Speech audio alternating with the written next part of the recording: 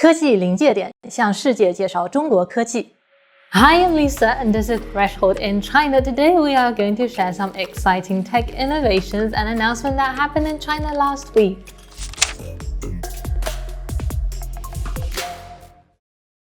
Robots are coming. Tesla recently introduced its cutting-edge humanoid robot, Optimus, and at the same time, Xiaomi introduced Cyber One.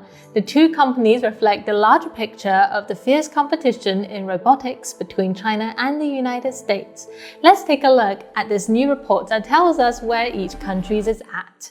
The United States has been at the forefront of the robotic research. It has the largest number of first authors and institutions publishing papers in top journals, solidifying its dominance. Meanwhile, China has emerged as a rapidly developing force, securing the second position, overtaking Europe, Canada, and Japan.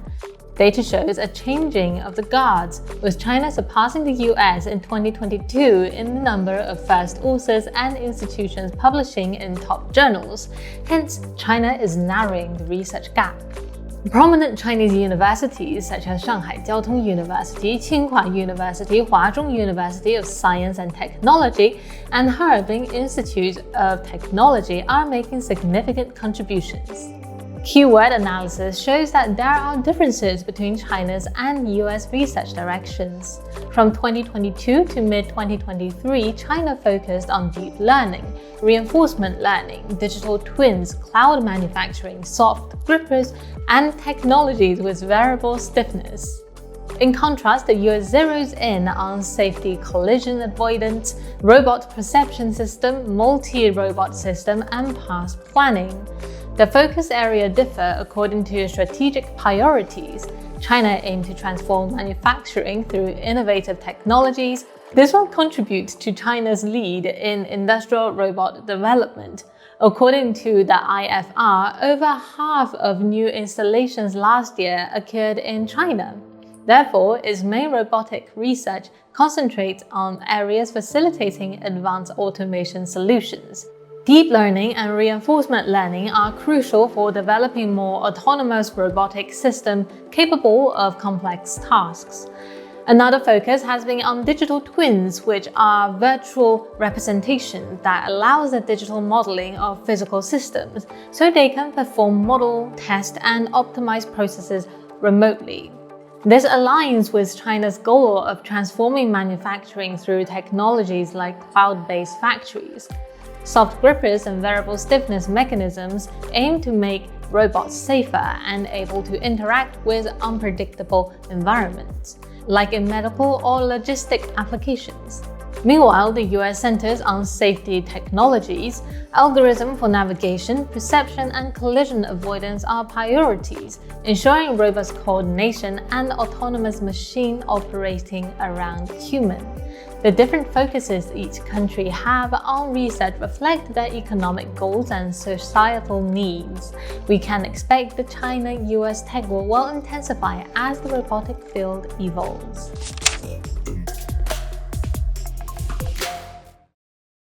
China has announced its plans for deep space exploration over the next 15 years. According to Wu Weizhen, chief designer of China's lunar exploration program, the country aims to carry out 10 major engineering missions across 3 areas: lunar exploration, planetary exploration, and launch vehicle technology. We have talked about the 4 lunar exploration missions in previous episodes, so if you're interested, the links are down below. Let's dive into the planetary exploration. China plans to launch Tianwen-2 in 2025 to sample an asteroid and fly by a main belt comet, bringing pristine out-of-Earth material back to Earth. China will also carry out its first ever near-Earth asteroid defense mission to address the small but potentially catastrophic probability of an asteroid hitting the Earth. China will perform a kinetic impact on an asteroid located millions of kilometers away, altering its trajectory and assessing the impact's effectiveness. Other planetary missions in the pipeline include Tianwen-3 to collect the first ever Martian samples and explorations of Jupiter and Uranus. The United States, through NASA, has a long history of successful missions to various planets, including Mars, Venus, and Jupiter. NASA's Mars rovers, such as Curiosity and Perseverance, have provided insights into the red planet's geology and potential habitability.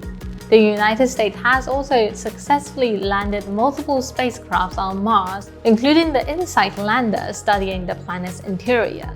China, on the other hand, has caught up in recent years. In 2020, China landed on Mars for the first time with their Tianwen-1 mission, which successfully placed a rover called Zhurong on the surface of Mars. The next major tasks of China focus on exploring the edge of the solar system. China plans to launch a new type of spacecraft that will reach the solar system's edge, 100 astronomical units away. This mission aims to contribute to humanity's understanding of the characteristics of the solar system's edge and its planet, and the exploration of aliens. To support these ambitious deep space endeavors, China aims to develop a super heavy lift Long March 9 rocket with 10-meter diameter cores and large liquid oxygen methane engines. This would increase China's launch capability to 150 tons in low Earth orbit. Regarding rocket technology, NASA has also been at the forefront for decades, with iconic rockets such as the Saturn V, which carried astronauts to the moon during the Apollo missions. In recent years, private companies like SpaceX have emerged as key players, developing innovative and reusable rocket systems like the Falcon 9 and Falcon Heavy. As a counterpart, China has been steadily advancing its rocket technology. The Long March series of rockets, developed by China's National Space Administration, has been the backbone of China's space program. These rockets have successfully launched various missions, including Lunar and Mars mission, and the Tianzhou cargo spacecraft for resupplying their space station. And they've just sent a new batch of astronauts to China's Tiangong space station on another Long March rocket. The nation's progress in deep space exploration over the past 2 decades has been remarkable. With that said, research benefits greatly from international collaboration, but the question is when this collaboration overcomes competition.